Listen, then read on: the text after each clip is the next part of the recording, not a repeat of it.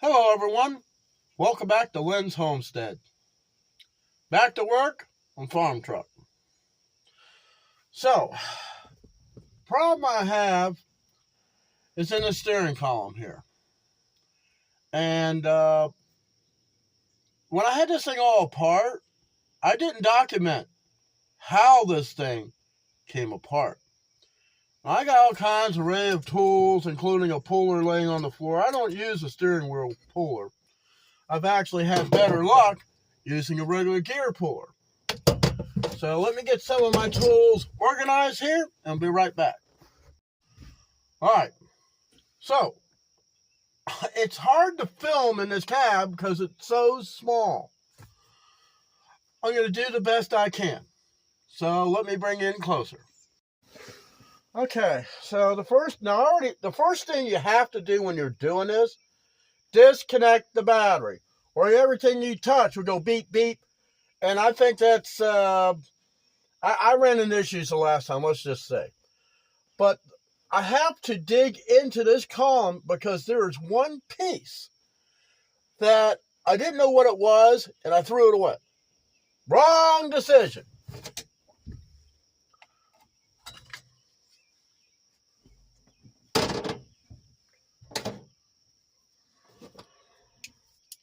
Don't throw nothing away. These classic trucks, they're so... And when I went to look at LMC for that one part, unavailable. So you may have to make it. And I go, I ain't making nothing if I can help it.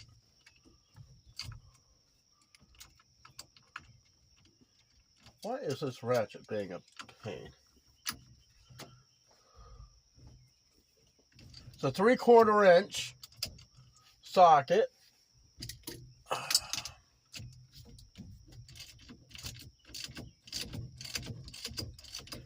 I don't know if you guys ever use these magnetic parts things.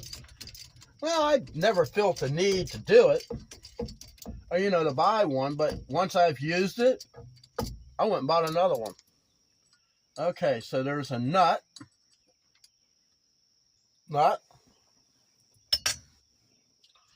There's a flat washer in here. Get the thing out of there.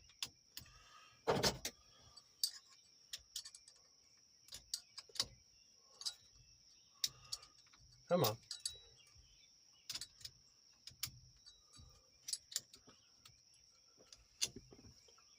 Flat washer. Okay. So, I don't think this thing's going to come off. It's easy, but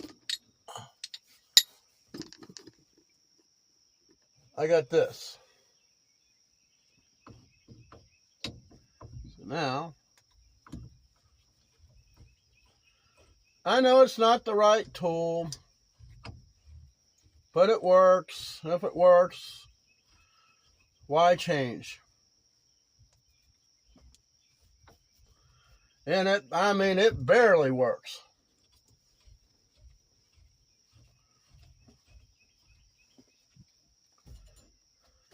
It barely grabs a hold of this steering wheel. I'll be right back and get this thing on.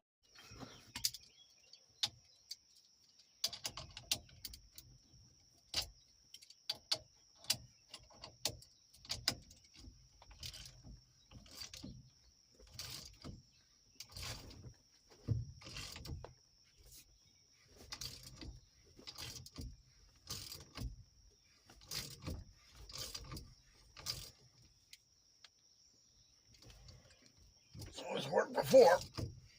About the third time.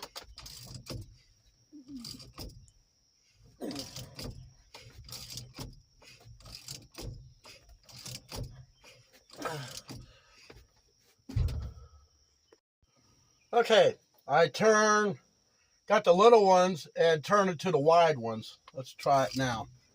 I think that's what I had it set on before.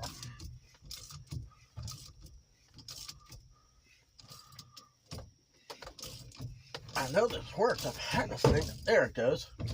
See? don't have to use the steering wheel puller, you just use this. Okay.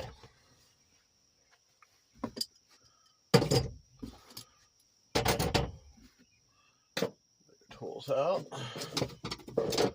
Pull this thing off.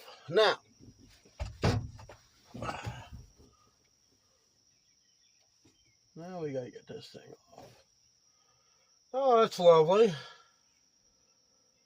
That's got a crack in it. Damn. I'm taking we're gonna use some super glue on this. Okay. See if we can't get you to hold on. Okay. So I gotta take this screw out to get my turn signal out. Then there's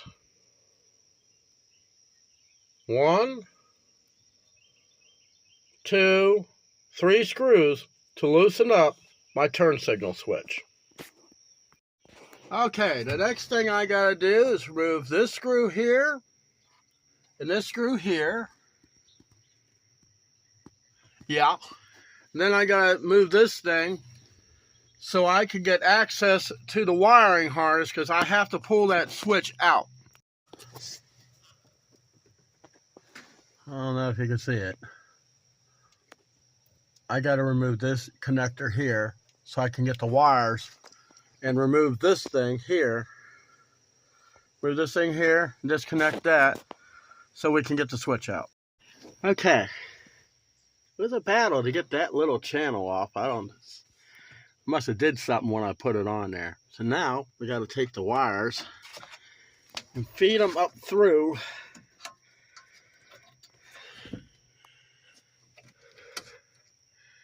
Let me push the clutch down so I can get to it. So I had to remove a plate. I totally forgot about it. There's like 4 bolts that hold this thing on. I used a 1/2-inch socket and my 20-volt impact. Man, this thing is the bomb. So now, let's get back up there. Ugh. Mind you, my truck is still up on jack stand, so it makes it a little hard to work.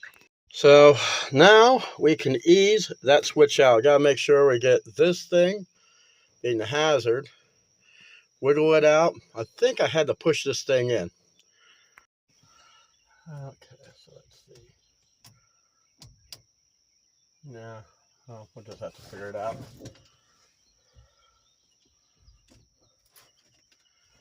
Gotta do this carefully.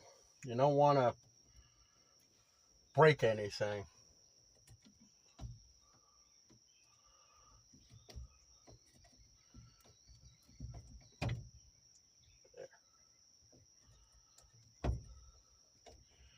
Yeah, seeing all this movement in here, yeah, we definitely got a problem.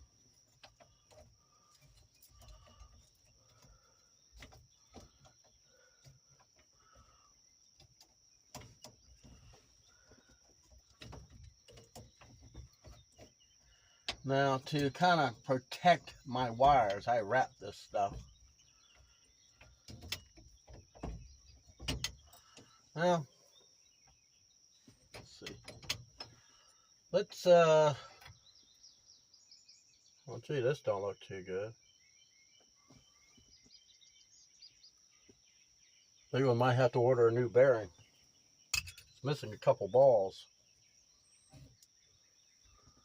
And this doesn't look too bad.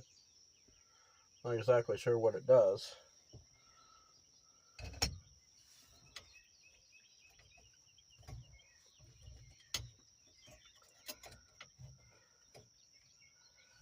I don't think we'll even have to remove the switch at all. Okay, so the problem is right here. Let me show you. I don't really have to go beyond this, but there was something in this groove. And that bearing being bad, so now we have to find that bearing. I should be able to get that. So every time I'd hit the brake, my shifter would bounce around. See, that rides on all this. And it's just dangerous. I mean, I'm coming into town. Now, this is when my brakes are locking up. And the shifter would jump in between gears. Then I couldn't do anything. I had to smoke a brand new clutch up a hill just so I can get off the road because there was no place to pull over. So this is where I had to get down to. So I'm going to order the parts, and I'll get back with all of you, and we'll put this thing back together. Okay. I got some parts. Took a while. We got a washer. Supposed to replace this thing. Guess they kind of look the same. Then there's this piece.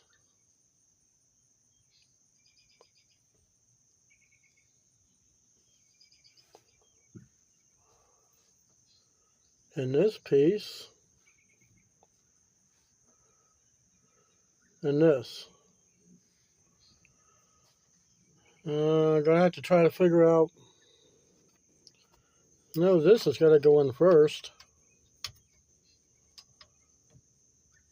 If it fits. Be right back. So I'll put that washer in, then that piece with the groove. This piece did not fit. So I'm going to, I put the rubber piece on.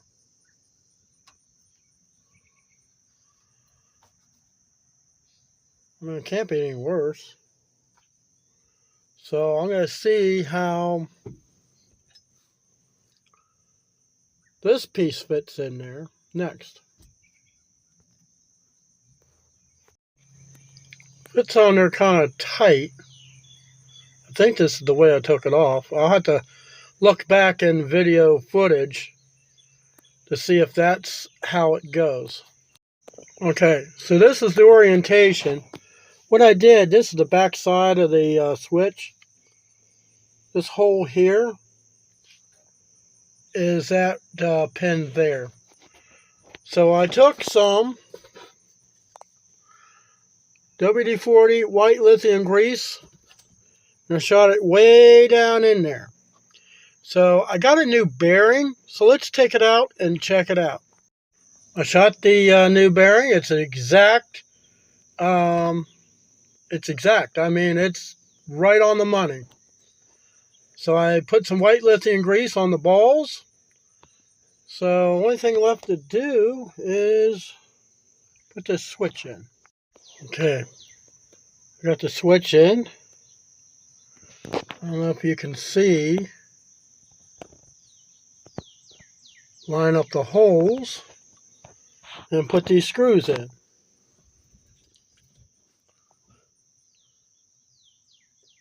I got 3 of these. Okay, I got the 3 bolts.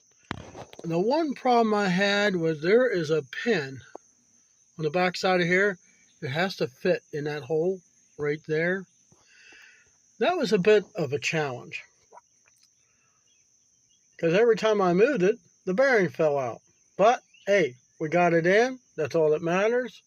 Got it tightened up. My shifter feels a little bit more solid than it did, not flopping all over the place. So now this is on a 1972 GMC C1500 pickup. 3 on a tree, manual transmission. 350, small block Chevy. This is a non-tilting steering column. Just to make sure that you guys understand what I'm working on here. So now, we got another piece that we're going to check. This thing was busted. It goes on here next. Preferably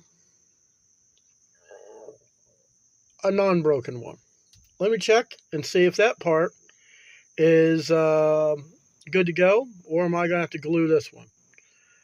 So, I will leave in the description at the end of the video that where I got these parts, because you can't find this in any other classic truck parts place.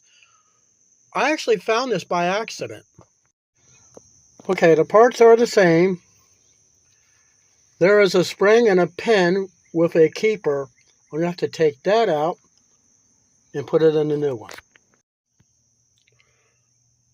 I had to use my adjustable wrench clamped on to push that little red keeper in. It's in. Focus.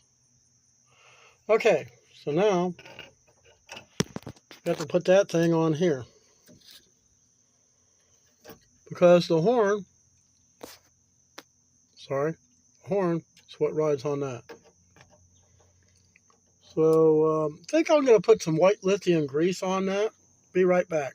That on. I almost forgot my turn signal lever. It just goes in here and bolts on there. Before putting the steering wheel on, we got to put this plate up so we can get these wires and everything tucked up in here. This plate goes right in here, up here. So let me get it in real quick. Okay, I got that plate in. There's one bolt. I don't know. Kind of weird. That's too small to fit in this one, so I'm not going to worry about it. I got this other plate, the rubber.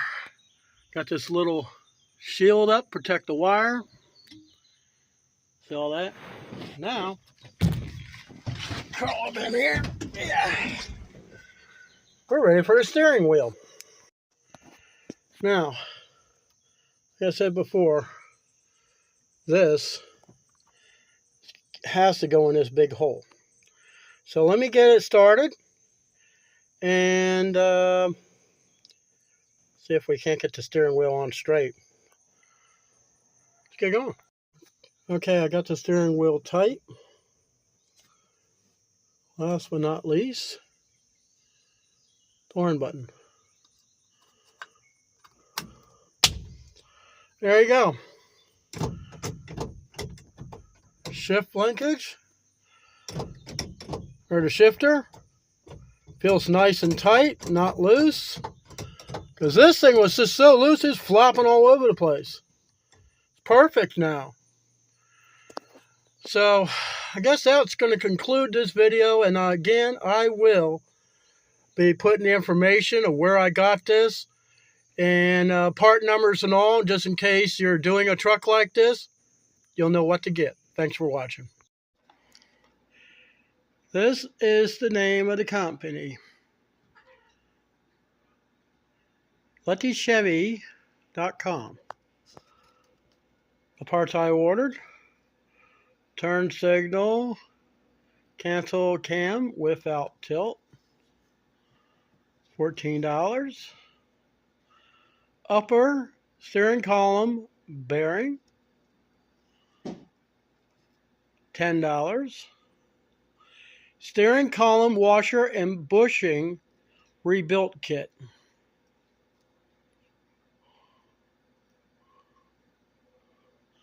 And it was only sold as a set. And it was $24. It's kind of funny, online it showed $23, but that's okay. Then it came United Postal Service. Shipping was $9.34 with a total of $57.34. Item numbers. Yours may differ.